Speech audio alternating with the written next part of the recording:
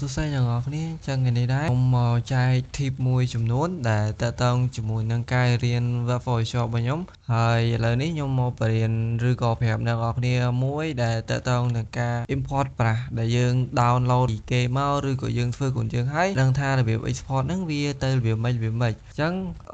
មុននឹងខ្ញុំធ្វើអ្នកនរគ្នាកុំភ្លេចចុច subscribe channel YouTube របស់ខ្ញុំម្នាក់មួយផងហើយហ្នឹងហើយចាំខ្ញុំទៅធ្វើវីដេអូវាអ្នកគ្នាបង្ហាញគឺលើថ្មីទៀតអ្នកនរគ្នាដូចជាឃើញប្រាស់បែបនេះអីចឹងណានេះប្រាស់បែបមានរូបពកបែបនេះតើយើងធ្វើមិននេះយើងចង់បានរូបពកបែបហ្នឹងយើងអាចសេរី setting របស់វាអីបានទៀតអ្នកនរគ្នាវាមានច្រើនដែរនេះយើងអាចសេរី setting វាដែលចង់បានរូបពកវាមិនអីចឹងនេះឃើញអត់យើងគូយ៉ាងបានចឹងរបៀបធ្វើរបស់វាស្រួលទេអញ្ចឹងអ្នកគ្នាចាំទៅចូលយកក្នុង channel Telegram របស់ខ្ញុំទៅខ្ញុំនឹងតម្លាក់ឲ្យអ្នកគ្នា free ហើយប្រាស់ហ្នឹងក៏វាមានចំនួនច្រើនដែរដូចជាខ្ទង់1000ប្រាស់អីដែរអញ្ចឹងណាអ្នកគ្នាអាចចូលយកបាននេះជា channel របស់ខ្ញុំនឹងដាក់ link នៅក្នុងវីដេអូរបស់ខ្ញុំហ្នឹងចឹងឥឡូវនេះកុំឲ្យខាតពេលយូរយើងទៅ export អ្នកគ្នាចឹងជាដំបូងអ្នកគ្នាចុចអក្សរ B នៅលើ keyboard របស់យើងបន្ទាប់មកអ្នកគ្នាចូលមកកន្លែងសញ្ញាព្រួយកន្លែងប្រាស់ហ្នឹង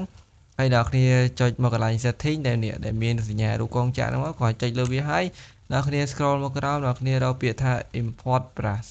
ដល់ចុចលើពាក្យហ្នឹងមកបន្ទាប់មកអ្នកគ្នាទៅដល់ទីតាំងប្រាស់ដែលអ្នកគ្នាដាក់មកដូចជាខ្ញុំដាក់នៅទីតាំងនេះអញ្ចឹងឥឡូវខ្ញុំ export អានេះចូលនេះជាប្រាស់របស់ខ្ញុំហើយបន្ទាប់ពីយើងចូលឡើងហ្នឹងមក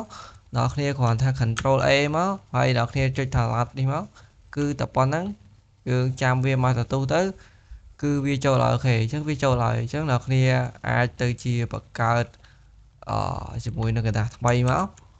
អ្នកគ្នា